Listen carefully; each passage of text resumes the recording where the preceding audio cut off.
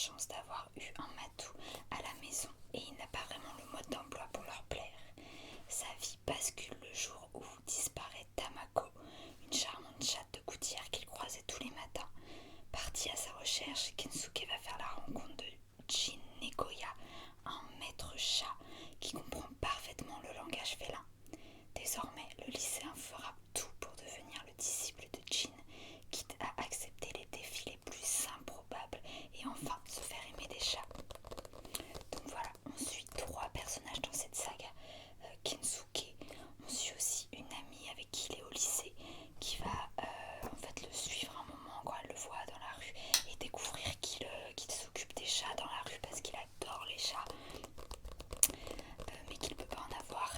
Et un jour tous les deux, quand ils cherchent donc Tamako, la chatte disparue, ils vont rencontrer Jin qui va ensuite donner des conseils et des exercices à faire à Kensuke pour qu'il devienne petit à petit aussi doué que lui avec les chats.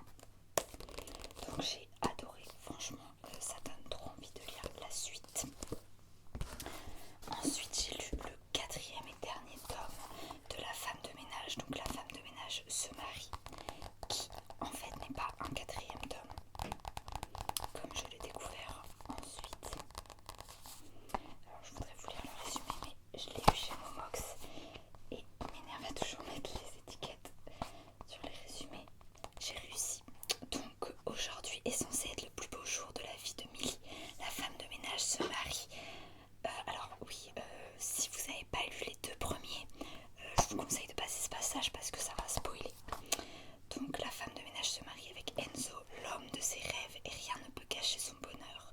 D'autant que ses parents, avec lesquels elle est brouillée depuis 15 ans, ont promis d'assister à la cérémonie. Mais alors qu'elle devrait se préoccuper uniquement de sa robe et de sa coiffure, Millie est confrontée à un sérieux problème. Quelqu'un ne veut pas qu'elle vive assez longtemps pour prononcer ses vœux. Quelqu'un qui épie ses faits et ses gestes jusque dans sa chambre. Prise au piège, Millie décide pourtant de ne pas se laisser intimider. Elle se mariera coûte que coûte pour le meilleur et pour le pire. Mais le pire pourrait bien arriver plus tôt que prévu. Et si la femme de ménage avait un ultime secret à révéler?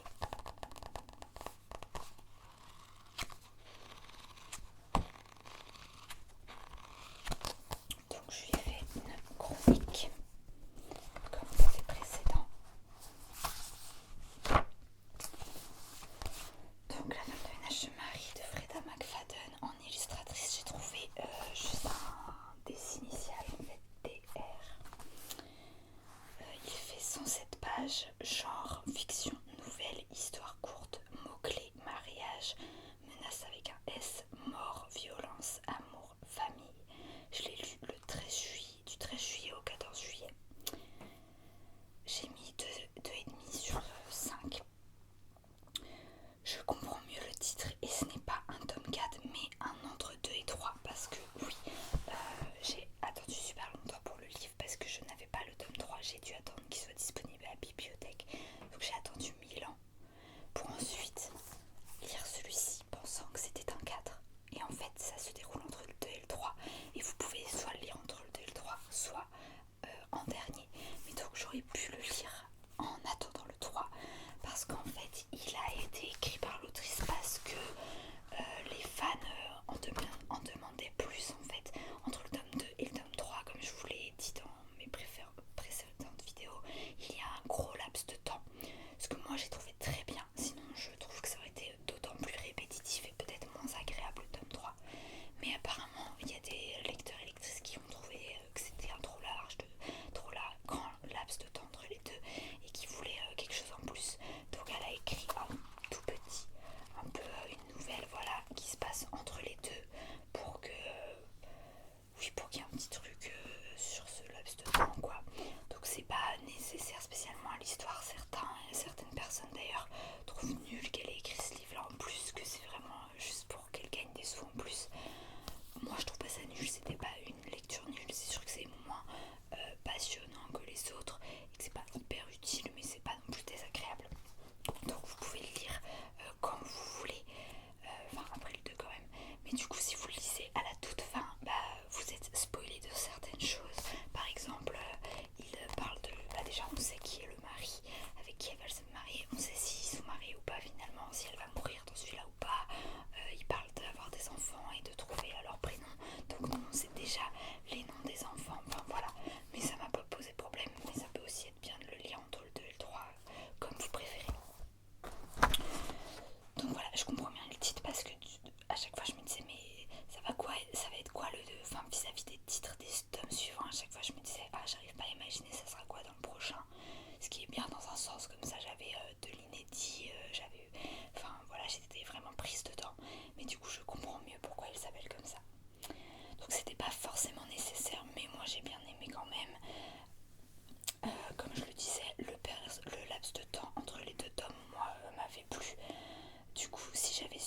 j'aurais pu le lire avant pendant que j'attendais le tome 2. Les parents de Millie sont vraiment horribles et je vois pas en quoi le prénom de sa fille est un hommage à la sœur du mari. C'est ce qui est évoqué dans le livre, à part le fait qu'il y ait un A dans les deux. Mais bon, tant qu'ils sont contents, c'est pas grave. Normalement, le prologue qu'il y a toujours en début de ces livres, de cette saga, colle avec la fin, et là ça n'a pas collé, donc ça m'a déçue. Est-ce que c'est juste une erreur, ça n'a pas bien été relié, ou est-ce que c'est bâclé? Dans tous les cas, c'est pas normal, je trouve ça décevant. Et j'ai noté une phrase: elle n'avait pas besoin de changer parce qu'il n'y a jamais rien eu qui cloche chez elle. Ça, c'était une belle phrase. Donc voilà. Ensuite, j'ai lu... alors je vous ai présenté dans le mauvais ordre. J'ai d'abord lu La femme de ménage et après le manga. Mais bon bref, c'est pas très important. Ensuite j'ai lu un livre super, encore une fois. J'ai lu La dernière allumette. La dernière allumette de Marie Vareille. J'ai pas trouvé qui avait fait la couverture. 327 pages, genre roman fiction. Mots-clés: famille, violence avec un S, mal-être, amour, sororité, fraternité. Enfin, c'était difficile à dire. Sororité, oui, parce que c'était pour une relation entre deux sœurs. Mais pour un frère, entre un frère et une sœur, je savais pas trop comment dire, désolée. Je l'ai lu du 18 juillet au 23 et j'ai mis 4 sur 5. J'avais un peu de mal au tout début, mais en fait j'ai adoré. En même temps, c'est normal que j'ai eu un peu de mal parce qu'on nous met dans le doute tout du long. J'ai quand même pas compris un aspect de l'histoire, c'est l'histoire des torgnoles. Est-ce que ça signifie autre chose? Parce que j'ai parlé avec une fille sur Instagram qui, moi, m'a dit qu'en gros, elle a compris que les torgnoles c'était en fait des câlins, mais que voilà, ils n'utilisaient pas le bon mot.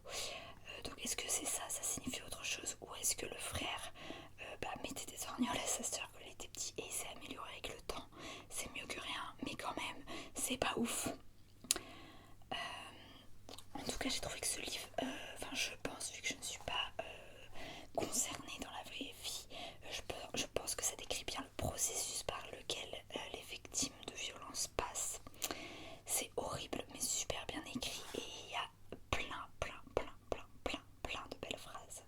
Par exemple: dans la jungle de la vraie vie, les grands ne protègent pas les petits, ils s'en foutent les grands. J'ai trouvé ça extrêmement pertinent.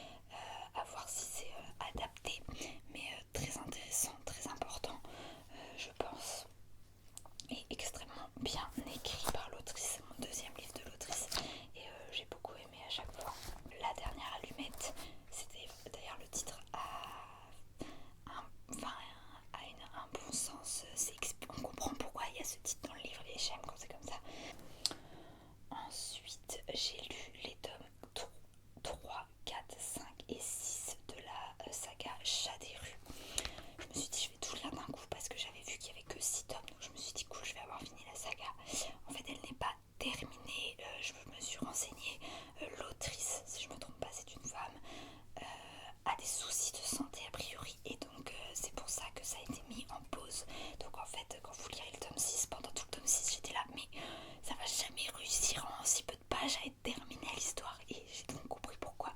Donc si vous lisez la saga, voilà, l'histoire n'est pas finie à la fin du tome 6, ce n'est pas ce qui était prévu, mais voilà, c'est mis en pause, donc j'espère que ça va s'arranger pour elle déjà, parce que bah voilà, j'espère pour elle, pour sa santé, et puis bah effectivement moi j'adore la saga, franchement elle est géniale, donc j'aimerais avoir une suite, avoir une fin. Mais donc je vous ai présenté les 2 tomes précédents dans une autre vidéo, mais on suit en gros des chats des rues tout simplement, enfin des chats des rues et un chat qui a vécu dans un foyer mais qui s'est retrouvé à la rue, et là on va les suivre, je vais pas trop vous spoiler le reste, enfin les premiers tomes, mais en gros là on va plus suivre la vie dans un refuge qui recueille donc des chats pour les remettre en état parce que souvent ils vont pas bien, et pour ensuite les faire adopter. Donc on suit tout ça et on apprend un peu plus sur un personnage humain qui était vu comme un méchant jusqu'à maintenant par les chats, mais ils vont découvrir que peut-être pas en fait. Et j'aime bien cette histoire parce que contrairement à celle que je vous ai présentée avant, que j'adore aussi hein, dans Félin pour l'autre, c'est le point de vue des humains, c'est les humains qui parlent, et on parle des chats, on les voit, mais voilà, c'est le point de vue des humains. Alors que là, c'est le point de vue des chats, plus on parle quand même des humains, on les voit et tout, mais on est plus dans la tête des chats. Et je l'avais déjà dit pour les tomes précédents, mais ça a été relu par des vétérinaires et tout, donc normalement ce qui est dit c'est pas du n'importe quoi. Donc je vous mettrai encore une fois les couvertures, tout ça, et ensuite j'ai lu un roman en vers libre qui s'appelle Les astres brilleront toujours, de Pauline Pélissari,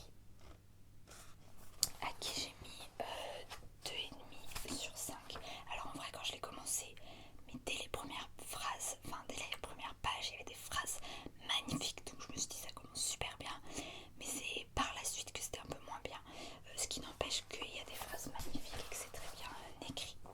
Illustrateur, j'ai mis Franck avec un point d'interrogation parce qu'en fait dans les remerciements elle évoquait quelqu'un qui s'appelait comme ça et qui a priori aurait fait la couverture. 373 pages, genre vers libre, roman, fiction. Je vois que j'ai fait une faute, donc je me permets de corriger. Mots-clés, famille, amitié, amour, mal-être, encore une fois, suicide, souffrance. Je l'ai lu du 28 au 29 juillet, c'était assez rapide à lire parce que vu que c'était en vers libre, même s'il y a 373 pages, et puis c'était écrit assez gros et tout. Donc dès le début j'ai adoré l'écriture et la poésie, il y a plein de belles phrases. J'ai bien aimé ma lecture, mais sur la fin ça commençait à devenir un peu long malgré tout, et trop cucu, et tout va bien, c'est facile et ça finit bien.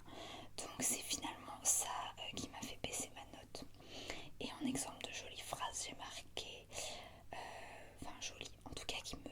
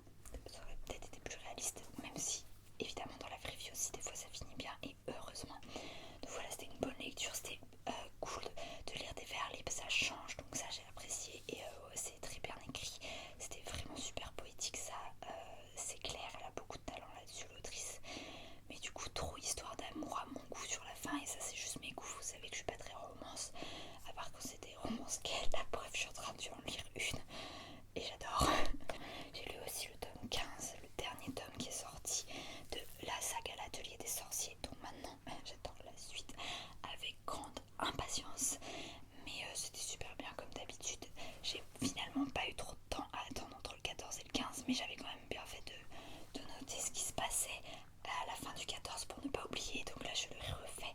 C'est une habitude qu'il faut que je prenne, c'est bien je trouve. Donc voilà, que de bonne lecture. Sur ce, je vous dis bonne lecture à vous, j'espère que vous lisez quelque chose qui vous plaît. N'hésitez pas à me dire en commentaire ce que c'est. Aussi, je sais pas si vous avez suivi, mais vous pouvez maintenant rejoindre la chaîne, souscrire